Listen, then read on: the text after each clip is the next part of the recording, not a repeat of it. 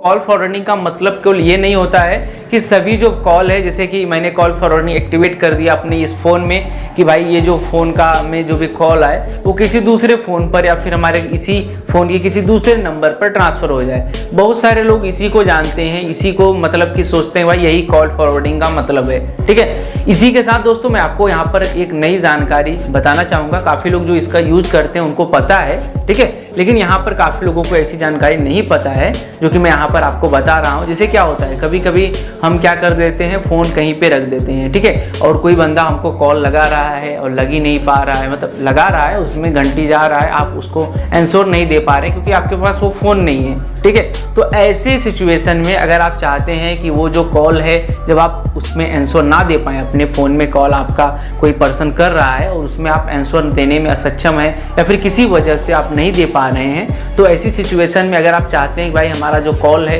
वो फॉरवर्ड हो जाए, जब कभी भी ऐसा सिचुएशन आए तो आप वो सेटिंग कर सकते हैं। ठीक है, इसी के साथ मैं आपको ये भी सेटिंग बताने वाला हूँ कि किस तरीके से मान लीजिए कोई मतलब कि आपका कोई नंबर अनरीचेबल हो गया, ठीक है, कभी भी किसी भी समय, मान लीजिए आप जा रहे हैं कार से ड्राइव करते हुए, बाइक से ड्राइव करते हुए जा रहे हैं और जाते टाइम क्या हुआ कि जिस क्षेत्र में आप हैं वहाँ नेटवर्क ही नहीं है, तो ऐसी सिचुएशन में कोई आपको कॉल लगाएगा, ठीक है, आपको कॉल करता रहता है तो क्या होता है, अनरीचेबल बताता है। ठीक है, तो ऐसी सिचुएशन में अगर आप ये सेटिंग जो भी मैं आपको बताने वाला हूँ वो अगर आप कर देते हैं तो क्या होगा, जो भी कॉल होगा वो किसी दूसरे नंबर पर डाइवर्ट हो जाएगा जिसमें नेटवर्क होगा। ठीक है, ऐसी आपको सेटिंग हम यहाँ पर बताने वाले हैं। इसी के साथ में कभी कभी क्या होता है, हम जैसे कि फ़ोन पर लगे हुए होते हैं, बात करते हुए होते हैं, ठीक है, और हमको काफ़ी लोगों को यहाँ पर नोटिफिकेशन भी नहीं आता। हमने देखा है काफ़ी लोग जब बात करते हैं कहते हैं भाई मेरे फ़ोन में जब कोई बंदा दूसरा कॉल करता है तो नोटिफिकेशन नहीं आता। दरअसल ये कंपनी की प्रॉब्लम होती है, उनको नोटिफिकेशन देना चाहिए भाई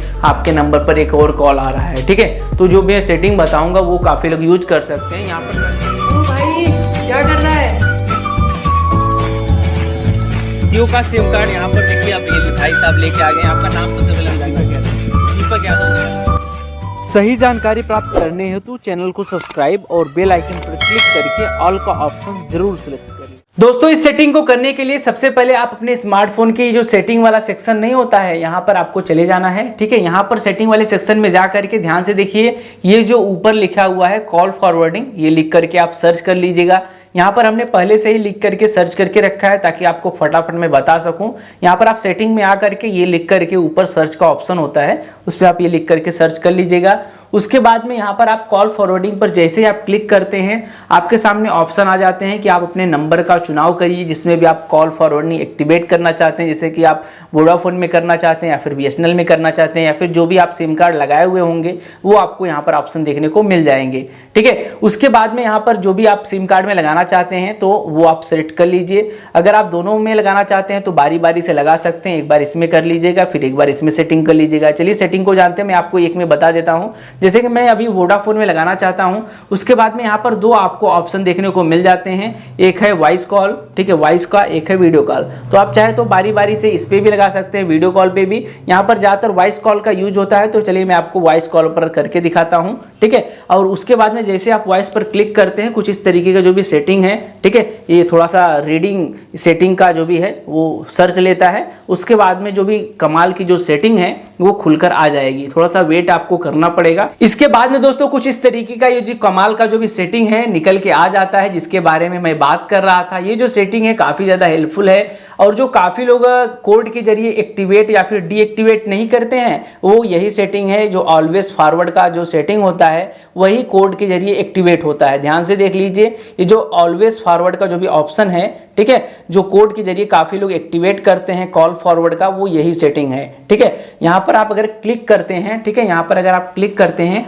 तो कुछ इस तरीके का ऑप्शन आ जाता है जहाँ पर आपको नंबर डालने के लिए बोला जाएगा कि भाई यहाँ पर आप नंबर डालिए। ठीक है, यहाँ पर अगर आप नंबर डाल करके टर्न ऑन पर क्लिक कर देंगे तो क्या होगा कि जो भी पर्सन कॉल करेगा वो डायरेक्ट बिना किसी स्थिति के देखते हुए मतलब कि कॉल कर देगा उस नंबर पर और कॉल चला जाएगा किसी दूसरे नंबर पर, जो भी नंबर यहाँ पर आप इंटर किए होंगे। ये जो सेटिंग है यहाँ पर, इस पर आप क्लिक करिएगा। उसके बाद में यहाँ पर जो भी नंबर है एक डाल दीजिएगा, जो कि मान लीजिए कि उस मतलब कि आपका ये जो फ़ोन है दूसरे जगह छूट गया तो उसके बाद में कोई दूसरा फ़ोन या फिर आपके पापा मम्मी जो भी है जिसके आप नंबर यहाँ पर डालकर सेव करना चाहते हैं, जब कोई भी कॉल करे हम आंसर ना कर पाएँ तो उसके फ़ोन पर ट्रांसफ़र हो जाए, तो यहाँ पर वो जो नंबर है डाल करके सेव कर लीजिएगा। ठीक है, जैसे कि आप ऑफिस में काम करते हैं तो यहाँ पर अपने मैनेजर का डाल सकते हैं कि जब कभी भी हम रिसीव ना कर पाएँ तो ये मैनेजर को चला जाए, वो अपना कॉल रिसीव कर ले। ठीक है, इसी के साथ ये एक यहाँ पर लास्ट एक और बहुत ही मस्त सा ऑप्शन मिलता है जो कि काफ़ी लोग जैसे कि घूमने उमने जाते हैं तो वो यहाँ पर इसका यूज कर सकते हैं।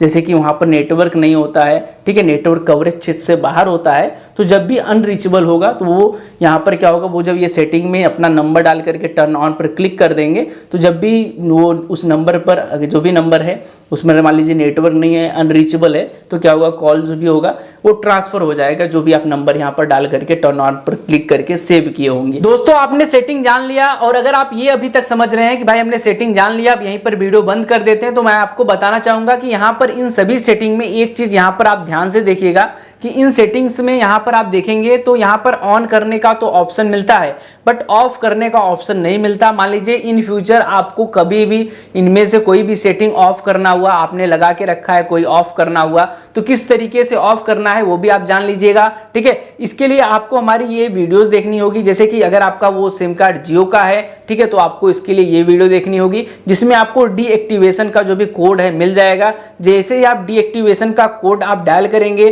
तो ये जो भी चारों सेटिंग में जो भी आपने नंबर डाल के रखा होगा, ध्यान से देख लीजिएगा, इनमें चारों में जो भी आपने नंबर डाल करके एक्टिवेट करके रखा होगा वो ऑटोमेटिकली बंद हो जाएगा। ठीक है, तो यहाँ पर मैं इस वीडियो का लिंक डिस्क्रिप्शन में डाल दूंगा। अगर आपका जियो का है तो जियो वाला देखिएगा, अगर आपका वो सिम कार्ड एयरटेल का है तो एयरटेल वाला जो भी कोड है वो डायल करिएगा, अगर वो बीएसएनएल का है तो जो भी बीएसएनएल का वीडियो है वो देख करके जो बीएसएनएल का डीएक्टिवेशन का कोड है वो डायल करिएगा। इसी तरीके से जो वीआई वाले हैं तो वो वीआई का जो भी वीडियो है वो देखिएगा और उसका जो भी डीएक्टिवेशन जो भी कोड है वो डाल करके उनमें से जो भी है, अगर आप एक बार कोड डायल करेंगे तो जो सभी जो भी ये चारों जो भी हैं इनमें से कोई भी जो भी चालू रहेगा सब बंद हो जाएगा। ठीक है, चालू करने के लिए आप कोई सा भी एक क्लिक करके यहाँ पर चालू कर सकते हैं, और जब भी आप बंद करेंगे तो वो जो कोड डालेंगे, कोड डाल के जैसे ही आप डायल करेंगे तो कोई भी जो भी लगा होगा सब बंद हो जाएगा। सो आई होप आपको सभी चीजें क्लियर हो गई होंगी, और आपको अगर ये वीडियो पसंद आए तो प्लीज एक प्यारा सा लाइक और कमेंट जरूर करिएगा।